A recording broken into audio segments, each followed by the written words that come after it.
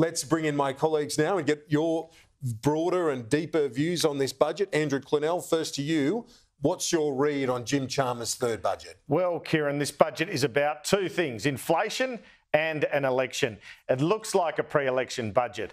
Could that election be called as early as this year? Well, there's a case for an early election in this document, a surplus, tax cuts, a $300 per household electricity bill rebate for every household in Australia, and an optimistic inflation forecast.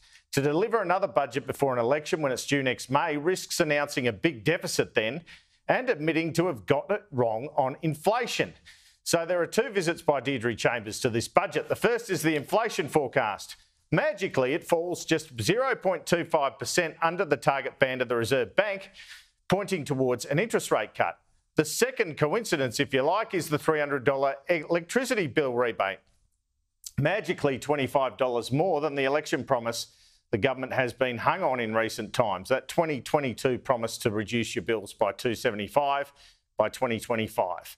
Last year, when it announced its first rebate scheme, the government protested that to give energy bill relief to anyone other than low-income earners was unnecessary and wasteful. Now it's a good idea. On top of the stage 3 tax cuts, the Treasurer is giving every single household this rebate at a cost of $3.5 billion. And Jim Chalmers says that together with a 10% increase in rental assistance and some other measures around the sides, that will take 0.5% off inflation this year. That doesn't make up the difference between the RBA forecast of 3.8% inflation by the end of the year and Jim Chalmers' prediction of 2.75%. But buried in budget paper number 1 is this line confirming Treasury, at least, believe there might not even be a rate cut before a May 2025 election. Budget papers say, quote, the cash rate is assumed to gradually ease from around the middle of 2025. So that's when you get your first rate cut to reach 3.6% by the middle of 2026. This budget predicts a $9.2 billion surplus, a $28 billion deficit next year, then deficits of $42.8 billion in 25-26, $26.7 billion, $24.3 billion in the further years. The overall budget position over these years is $112.8 billion in the negative, and gross debt does climb above $1 trillion, despite the government saying they're reducing debt. The budget papers themselves say the larger deficit is driven by the government's cost of living relief and addressing unavoidable spending. The budget also offers up $325 in electricity rebates to around 1 million small businesses.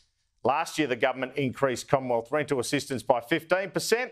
This year, they're increasing it by a further 10%, and that costs $1.9 billion over 5 years. A couple of other less significant cost of living measures. One is on cheaper medicines. The government is freezing the cost of PBS medicines for 1 year for everyone with a Medicare card, and there's a 5-year freeze for pensioners and other concession holders. There will also be a measure which will allow singles on JobSeeker to work between 0 and 14 hours per week and not lose any of their payments. There's a promise already foreshadowed to cut net migration by half. Good luck with that. And to make 70% of the permanent migration intake in the skilled stream. The much mooted Future Made in Australia program, which is about subsidising the net zero transformation, gets $22.7 billion over a decade. I thought it might be more. There are pessimistic forecasts in here on growth, including a GDP figure of just 1.75% next financial year, but you'd need that to get inflation down. The government claims its cost of living policies reduced inflation by 0.75 percentage point last year, or this year finishing, and will reduce inflation by 0.5 percentage point in 24-25.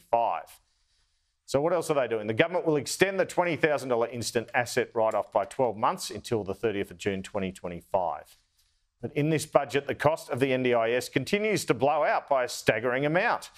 Budget paper number 2 reveals that in 24-25, the NDIS will cost $1.9 billion more, then another $3.8 billion, then $4.12 billion. By the time we get to 27-28, it's $4.45 billion. But that's after they've put in legislation which they claim has saved $14 billion. Also in the budget, there's an extra $7 billion in loans and equity for the Snowy Hydro project, a new fast tracking of passports where you get to pay $100 to get it processed in 5 days. And there's a lot of new spending.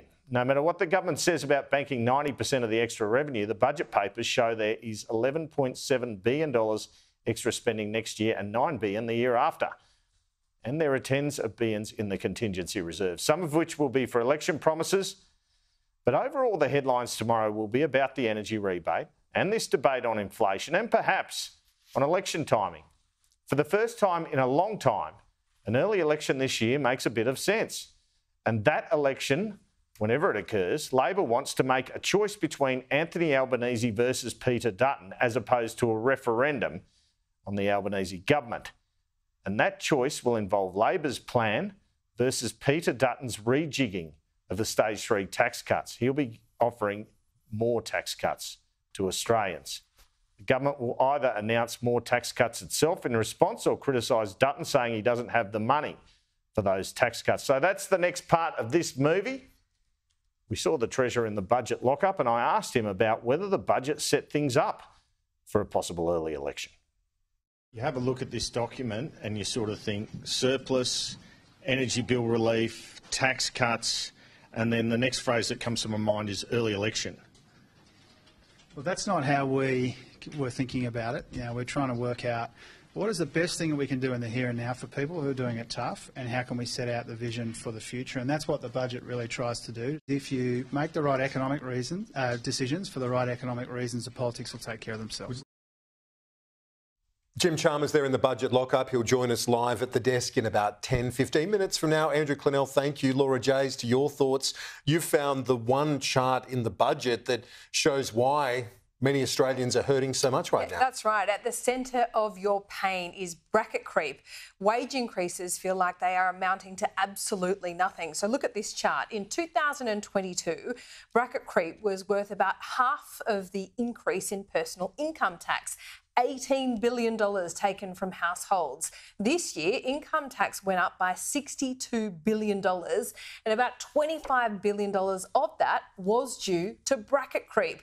This third column shows, even with Labor's Stage 3 tax cuts, the rejig Stage 3 tax cuts, they're worth about $25 billion, right? But there are still $6 billion worth of bracket creep next year alone. Expect the opposition to seize on that.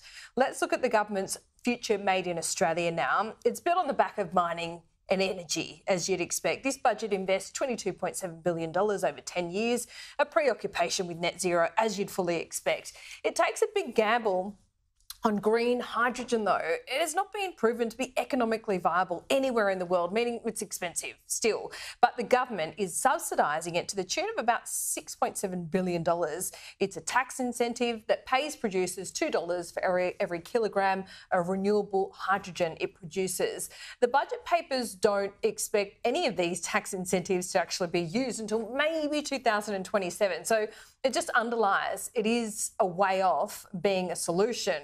The government hopes it will unlock about $50 billion in private sector investment. We will see, of course, but Andrew Forrest, for one, will be very happy with that.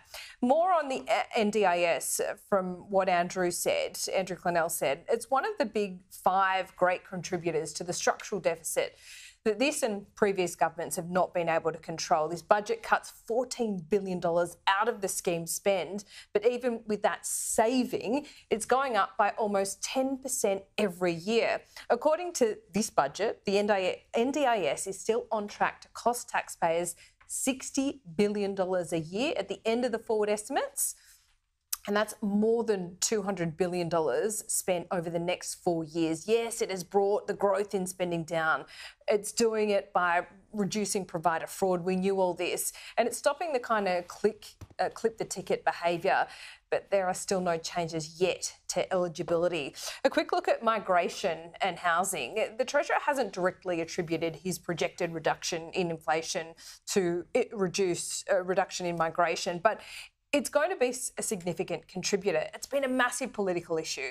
We had 528,000 migrants enter Australia in 22-23. Next year, it will be less than half of that at 260,000 if they do it.